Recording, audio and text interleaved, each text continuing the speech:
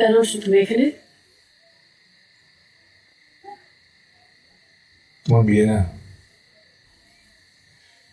তোমার বিয়ের আয়োজন নিজের হাতে করতে আসছি। আমি দেখতে চাই যে মানুষটাকে আমি পৃথিবীতে সব থেকে বেশি ভালোবাসি, আমি দেখতে চাই সেই মানুষটা কিভাবে আমার চোখের দিকে তাকায় আরেকজনকে বিয়ে করে।